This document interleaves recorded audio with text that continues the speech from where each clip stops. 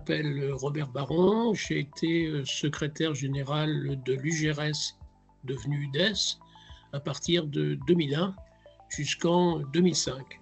Et donc 2001 correspond à la période de redémarrage des élections prud'homales. Donc l'année 2001 est l'année de la transformation de l'UDES, qui cherche à acquérir sa représentativité interprofessionnelle. Les élections prud'homales qui devaient se dérouler en 2002 constituent de fait un des piliers permettant d'acquérir une partie de cette représentativité. Pour réussir les élections prud'homales, un premier défi était à relever. Il fallait créer une union des employeurs de l'économie sociale rassemblant à la fois l'UDES, l'UNIFED, le GEMA et l'UNASAD. C'était une des conditions essentielles pour permettre le succès aux élections prud'homales. Ça n'était pas gagné d'avance. Ensuite, il fallait convaincre les employeurs des entreprises de l'économie sociale de s'inscrire sur les listes et de voter le jour des élections. Il fallait par ailleurs recruter un nombre conséquent de candidats susceptibles d'être élus lors de ces élections.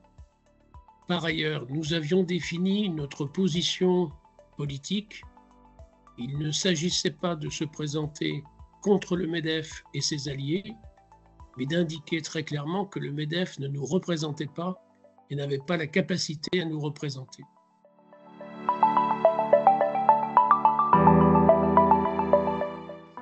« 900 candidats se sont présentés à cette élection pour notre compte sur 125 listes. 276 d'entre eux ont été élus sur 123 conseils prud'homaux. Le succès a été très important et ressenti comme tel. Les médias ont écrit de nombreux articles à ce propos.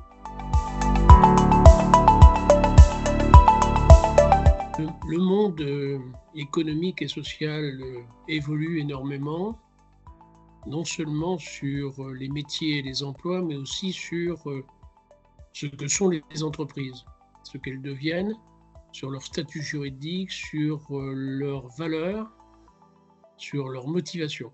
Et je ne trouverais pas incongru que l'on remette en débat la représentativité de l'ensemble des organisations patronales et qu'à ce titre-là, l'UDES puisse éventuellement avoir un échelon supplémentaire de représentativité.